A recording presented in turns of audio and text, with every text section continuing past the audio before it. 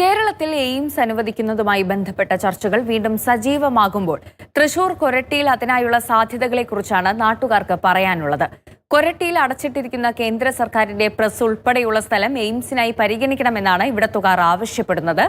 ദേശീയപാത കടന്നു പോകുന്ന ഇടം എന്നതിനൊപ്പം റെയിൽ വ്യോമഗതാഗതം തൊട്ടടുത്തുള്ള പ്രദേശം എന്നതും ഗുണകരമാകും.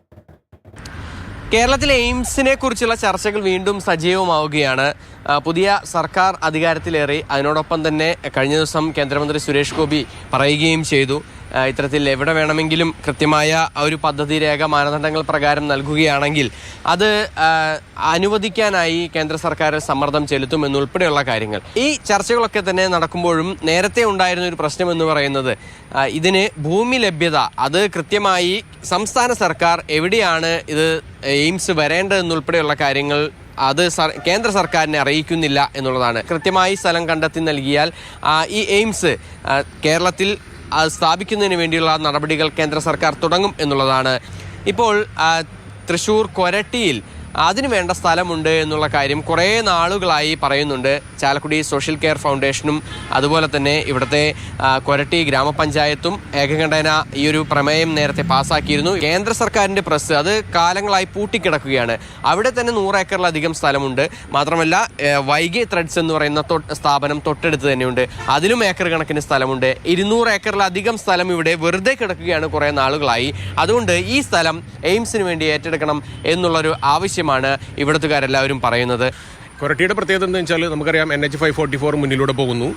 വെള്ളത്തിൻ്റെ ലഭ്യതയുണ്ട്. ചാലക്കുടി പുഴയിൽ നിന്ന് പൈപ്പിട്ടാൽ വെള്ളം അവൈലബിൾ ആണ്. അതുപോലെ ഇലക്ട്രിസിറ്റി, റെയിൽ കണക്ടിവിറ്റി, വരാൻ പോകുന്ന മെട്രോ എക്സ്റ്റൻഷൻ, ഹൈസ്പീഡ് റെയിലിൻ്റെ ഈ ശ്രീധരൻ സാർ പറഞ്ഞുള്ള ഹൈസ്പീഡ് റെയിലിൻ്റെ കണക്ടിവിറ്റി ഈ വഴിക്കാണ് പോകുന്നത്. നെടുമ്പാശ്ശേരി എയർപോർട്ട് വെറും 15 കിലോമീറ്റർ ഉള്ളൂ.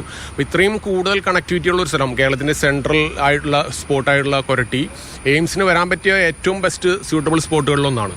അതുകൊണ്ടാണ് നമ്മൾ ഇതിന് പിന്നിൽ നിൽക്കുന്നത്. അപ്പോൾ എത്ര കാലമായി ഇത് ആരൊക്കെ കൂടിയിട്ടാണ് ഇതിൻ്റെ ഇങ്ങനെ ആവശ്യം നിവേദനങ്ങളും മറ്റു കാര്യങ്ങളൊക്കെ കൊടുക്കുന്നത്? നമ്മൾ ചാലക്കുടി സോഷ്യൽ കെയർ ഫൗണ്ടേഷൻ 2020 ഇതിൻ്റെ സോഷ്യൽ മീഡിയ പ്രചരണം ആരംഭിച്ചാണ്. അതിനുശേഷം ചാലക്കുടി MLA സബ്മിഷൻ അവതരിപ്പിച്ചിട്ടുണ്ട് നമ്മുടെ സർക്കാർ നിയമസഭയിൽ.